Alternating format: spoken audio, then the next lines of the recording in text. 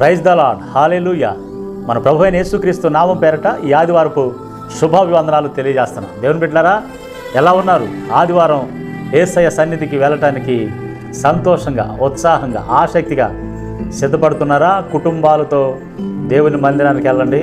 దావీదు వలె పచ్చని ఒలివ చెట్టు వలె మందిరంలో ఉండటానికి ఇష్టపడండి.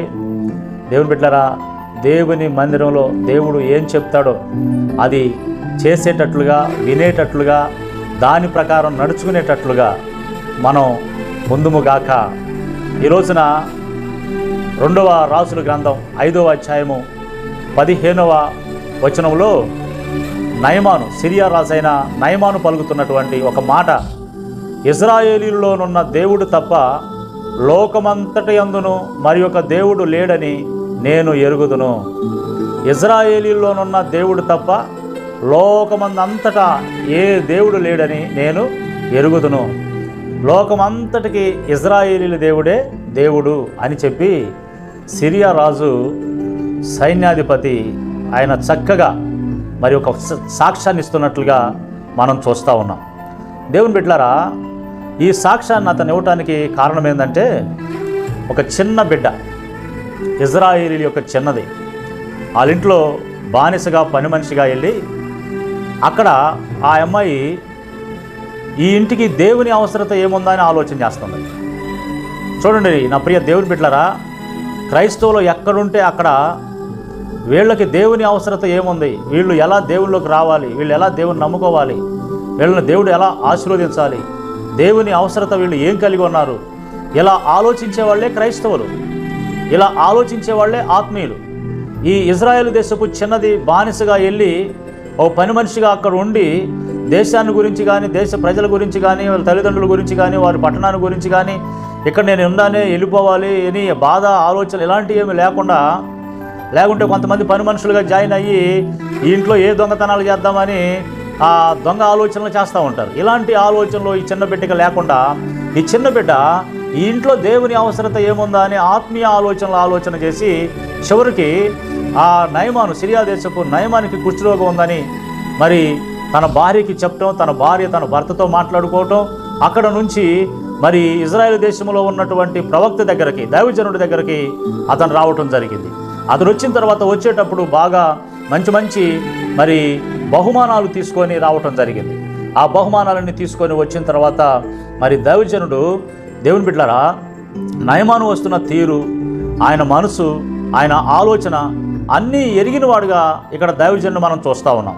ఎప్పుడైనా మీరు ఆలోచన చేయండి, ఆత్మీయ దైవజనుల్లో ఎదుటివారు వస్తున్నవారు వాళ్ళ యొక్క మనసును గ్రహించి వివేచన దేవుడిస్తాడు. ఇతను వచ్చిన తర్వాత వెంటనే దైవజనుడు స్వస్థత పొందుదుగాకనో, లేకపోతే అస్తమేసి యేసునామములో నేను స్వస్థపరుస్తున్నానో అని చెప్పేసి ఆయన ప్రార్థన చేయకుండా యోర్దాను నదిలోకి వెళ్ళి 7 మార్లు మునుగు అని అన్నాడు. ఈ మాటకి నయమాను కోపం వచ్చింది. మా దేశంలో నదులు లేవా, ఆ నదులు లేవా, ఈ నదులు లేవా, ఈ మాత్రానికి అంత దూరం నుంచి ఇక్కడికి రావాలా, ఆయన ఏదో నెత్తి మీద చెయ్యి పెట్టి ప్రార్థన చేస్తాడేమోనని నేనేదో వచ్చా కదా, అదేంది యోర్దాను నదిలోకి వెళ్ళి 7 సార్లు 7 గుంజీలు ఎవరు తెస్తారు అని తన అహాన్ని బయట పెట్టాడు, తన గర్వాన్ని.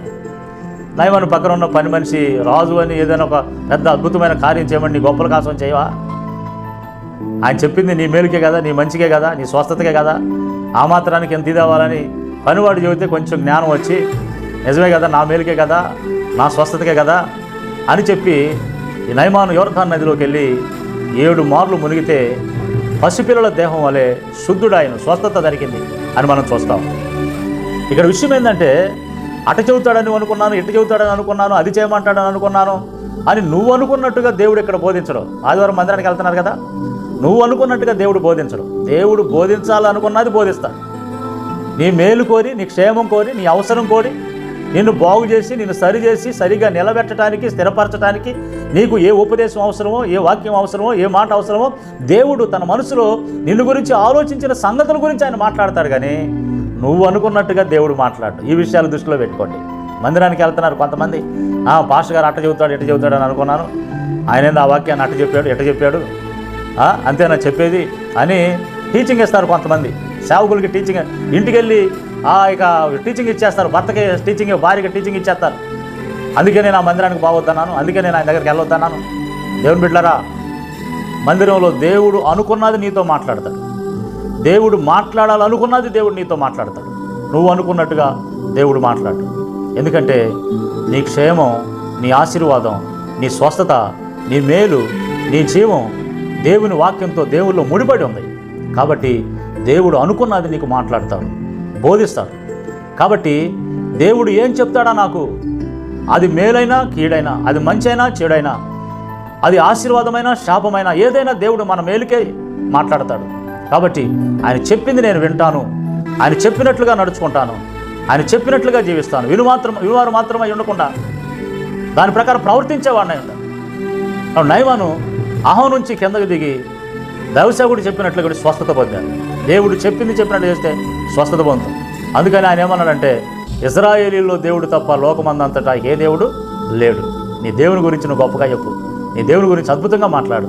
మేలు పొందిన తర్వాత, రక్షణ పొందిన తర్వాత దేవుని గురించి ఘనంగా చెప్పు. మందిరంలో దేవుడు నిన్ను ఆశీర్వదించి స్వస్థపరచును గాక, నీతో మాట్లాడును గాక. ప్రార్థన చేద్దాం. సర్వకృపానిధికి యేసయ్య గొప్ప ఆదరణ బట్టి స్తోత్రాలు. నయమాను సిరియా దేశపు రాజు నాయన దైవజనుడు చెప్పినట్లుగా కొంచెం మనసు ఇష్టపడకపోయినా తర్వాత నాయన సమ్మతించుకొని నీ మాట విని యోర్దాను నదిలో మునిగి స్వస్థత పొందాడు. ఈరోజు మందిరానికి వెళ్తున్న బిడ్డలు నాయన నీ మాటలు వినేవారుగా, వాటిని అనుసరించేవారుగా ఉండినట్లు, తర్వాత వారికి కావాల్సిన ఆశీర్వాదాలు వచ్చినట్లు నీ కృప దయచేయమని యేసు నామములో ప్రార్థిస్తున్నాను తండ్రి. Amen, amen.